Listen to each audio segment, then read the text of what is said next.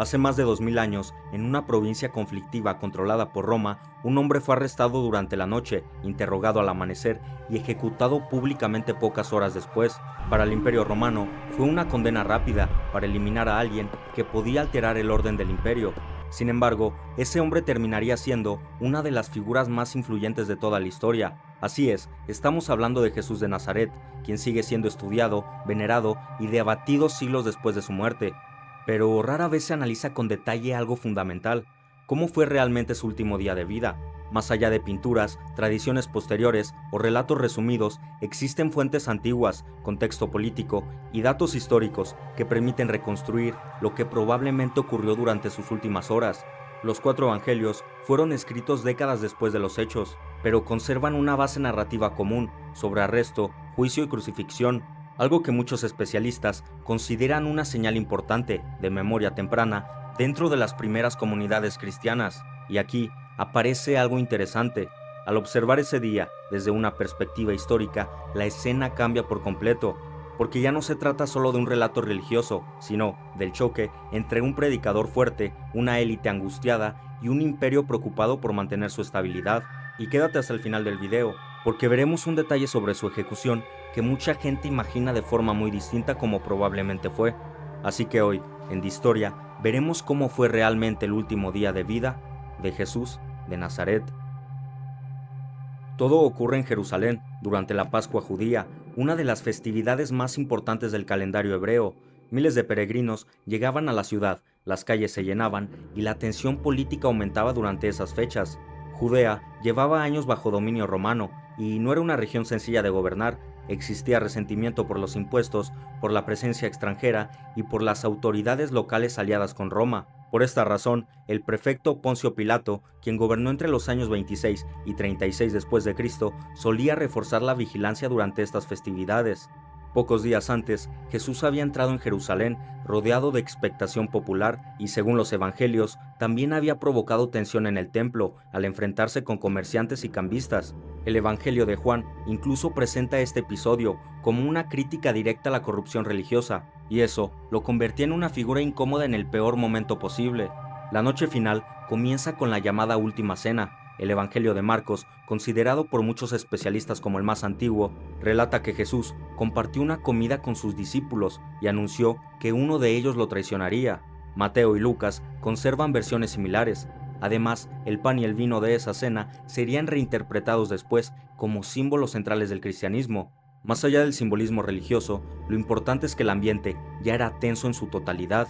Terminando la cena, Jesús se dirige al huerto de Getsemaní, cerca del Monte de los Olivos. Allí, según los evangelios, atraviesa un momento de angustia profunda, y poco tiempo después llega el grupo que va a detenerlo, guiado por el traidor Judas Iscariote. Y aunque las fuentes difieren en algunos detalles, coinciden en lo esencial: fue una operación nocturna, rápida y discreta. Y eso es un detalle importante, porque muestra que no querían arrestarlo ante ojos de la multitud. Tras el arresto, Jesús es llevado ante autoridades religiosas vinculadas al Sanedrín, que era el tribunal supremo de la religión judía. Los evangelios narran interrogatorios sobre sus enseñanzas, su autoridad y acusaciones relacionadas con el templo. Sin embargo, aquí aparece un punto decisivo. Roma no ejecutaba a personas por simples disputas religiosas internas. Para obtener una condena romana, el caso debía convertirse en un problema político y social. Y eso lo cambia todo. Jesús pasa de ser solo un predicador ante los ojos de Roma a alguien presentado como posible agitador, alguien que podía alterar el orden o proclamarse como rey. Y en una provincia ocupada, ese tipo de acusación era bastante peligrosa, pues el título Rey de los Judíos, mencionado en varias fuentes cristianas, podía interpretarse como desafío directo a la autoridad del Imperio Romano. Al amanecer, Jesús es llevado ante Poncio Pilato. Fuentes externas, como Flavio Josefo y Tácito, confirman la existencia de Pilato y sitúan la ejecución de Jesús bajo su autoridad. Esto convierte el episodio en algo históricamente relevante, más allá de los textos bíblicos. Los evangelios presentan a Pilato como un hombre vacilante, aunque otras fuentes antiguas lo describen como severo y poco compasivo. Lo más probable es que actuara como muchos funcionarios romanos, priorizando la estabilidad sobre cualquier tipo de duda moral. Si veía riesgo de disturbio, eliminaba el problema rápidamente, y justo aquí es donde viene algo clave. La pena elegida fue la crucifixión, un castigo reservado principalmente para esclavos, rebeldes y enemigos del orden romano. Este terrible castigo no buscaba solo quitarle la vida a la persona condenada, buscaba humillar y sembrar miedo públicamente para que nadie se atreviera a ir en contra del orden establecido. Antes de la crucifixión, Jesús fue flagelado. Los evangelios lo mencionan y las prácticas romanas confirman que esto era bastante común. La flagelación, definida como un castigo severo para causar dolor, podía realizarse con látigos de varias correas, a veces reforzadas, con piezas duras que desgarraban la piel. Esto ocasionaba que muchas víctimas de la flagelación llegaban al lugar de la ejecución al borde del colapso total. Después, los soldados lo ridiculizan, colocándose una corona de espinas y un manto, burlándose de la acusación que era el supuesto rey de los judíos. Como vemos, Roma castigaba severamente el cuerpo, pero también destruía públicamente la dignidad del condenado. El Evangelio de Juan añade la famosa frase, «He aquí el hombre», atribuida a Pilato, al presentar a Jesús ante la multitud. Luego de esto, Jesús es llevado a Golgota, nombre asociado al lugar de la calavera, probablemente una zona fuera de las murallas de Jerusalén. El condenado solía cargar el travesaño horizontal de la cruz. En esta parte de la historia, el Evangelio de Marcos menciona que un hombre, llamado Simón de Cirene, fue obligado a ayudarle. Un pequeño detalle que muchos historiadores consideran valioso por conservar un nombre en específico. La crucifixión romana estaba diseñada para prolongar el sufrimiento. La víctima era fijada con clavos, cuerdas o ambos métodos y luego expuesta ante la multitud, normalmente en caminos transitados, para que esto sirviera como una advertencia pública. Médicamente, la muerte podía llegar por una combinación de asfixia progresiva, pérdida de sangre, shock, deshidratación y agotamiento extremo, ya que tan solo el hecho de respirar requería impulsarse una y otra vez sobre un cuerpo que ya estaba totalmente destrozado. Los evangelios sitúan la muerte de Jesús pocas horas después, algo coherente si se considera la severa flagelación previa. Para Roma, aquello debía ser el final de un caso menor.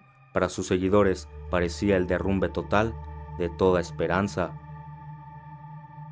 Pero aquí aparece una de las mayores ironías de la historia. La crucifixión buscaba borrar el prestigio de Jesús de Nazaret, convertir al condenado en ejemplo de fracaso y advertir a cualquiera que pensara en desafiar al imperio romano. Sin embargo, en este caso, ocurrió exactamente todo lo contrario. Y ahora viene el detalle que mucha gente desconoce. Durante cientos de años, el arte representó a la cruz como una estructura alta y solemne, pero muchos historiadores creen que numerosas crucifixiones romanas se realizaban en cruces relativamente bajas, es decir, que eran cercanas al suelo, para que la gente viera el sufrimiento de cerca y la exposición pública del condenado fuera total. Eso cambia por completo la imagen tradicional. La muerte de Jesús de Nazaret probablemente no fue una escena silenciosa y majestuosa, sino un castigo brutal.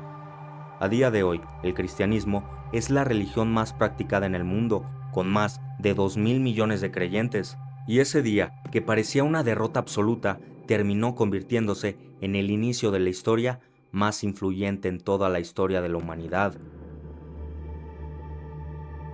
Y esto fue todo por el video de hoy. Si te gusta este tipo de contenido, no olvides suscribirte y déjame en los comentarios qué otro tema histórico merece un video. Y recuerda que esto fue De Historia.